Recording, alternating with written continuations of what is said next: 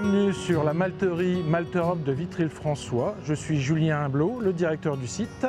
Cette malterie est la plus grosse du groupe Malte Europe. La production de l'usine correspond aux besoins annuels de la France pour sa fabrication de bière.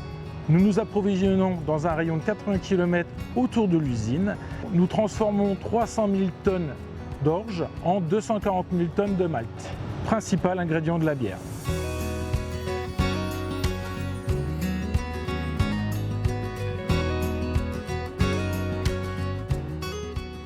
Bonjour, je m'appelle Aurélie Michel, je suis responsable d'unité de production sur le site de Vitry-le-François. Je vais vous présenter la transformation de l'orge en malt. Elle se passe en 3 étapes. Donc, la première étape, c'est la trempe.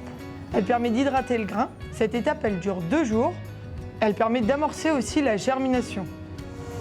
Ici, nous avons 12 cubes de trempe et chacune a une contenance de 60 tonnes.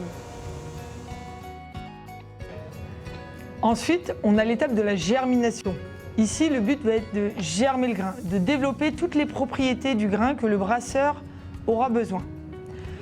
Donc pour cela, durant 4 à 5 jours, le grain travaille sur un plateau perforé.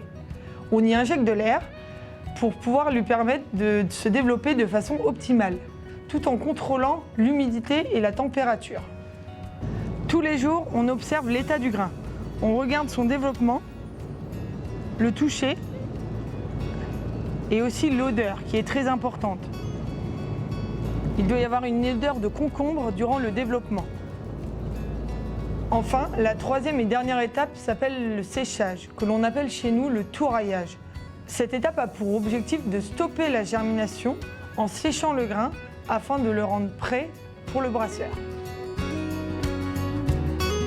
C'est celui-ci, donc ça c'est juste avant. Ok, donc ça c'est bien les touraillages avec les recettes diastasiques, basses en coup de feu. Bonjour, Gaëtan Megard, Malte Europe France-Allemagne. Je suis expert process et je travaille avec les usines afin d'atteindre les spécifications de nos clients. En effet, chaque brasseur a ses recettes et la malterie adapte ses produits en fonction des recettes de nos brasseurs. À partir d'une variété d'orge, on va pouvoir produire différents types de malt. Par exemple, le malt torréfié qui va servir à faire des bières ambrées, rousses, ou du malt pilsen qui sert pour tout ce qui est bière blonde dans le monde entier.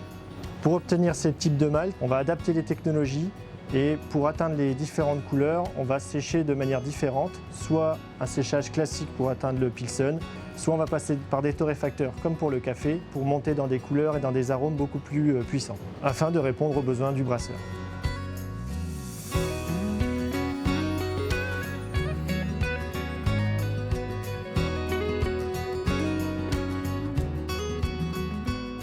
Bonjour, bienvenue à la brasserie d'Orgemont. Je suis Baptiste Devos, le directeur. La brasserie est située à Somme-Pitahur dans la Marne. On fabrique depuis 2001, donc on fête nos 20 ans cette année, des bières artisanales biologiques. Donc après avoir vu la fabrication du malt, vous allez voir maintenant comment on fabrique la bière. Puisque la bière, il y a de l'eau, on pense également qu'il y a du houblon, mais il y a aussi un ingrédient de base qui est très important, qui est le malt d'orge. Pour fabriquer en fait la bière, donc il faut que on produise du sucre grâce au concassage, c'est-à-dire on va broyer en fait en petits morceaux les grains de malt d'orge qui vont pouvoir nous donner du sucre. Donc en fait on va mélanger le malt d'orge concassé dans de l'eau chaude avec plusieurs paliers qui vont nous permettre de transformer en fait l'amidon qui est dans le malt d'orge en plusieurs sucres. Ce sucre va être utilisé ensuite pour la fermentation.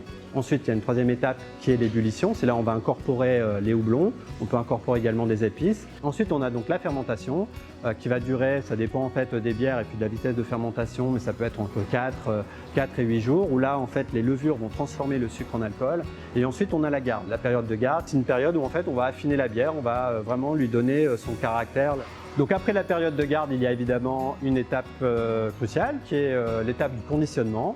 Le conditionnement, donc, on va le faire en bouteille, qu'on va au préalable étiqueter et embouteiller.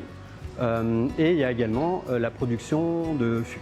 Donc les fûts qui seront distribués dans les bars et les restaurants, et puis les bouteilles que vous pourrez retrouver dans vos magasins préférés. Et il ne nous restera plus qu'à déguster évidemment avec modération les bouteilles de bière bio bien fraîches.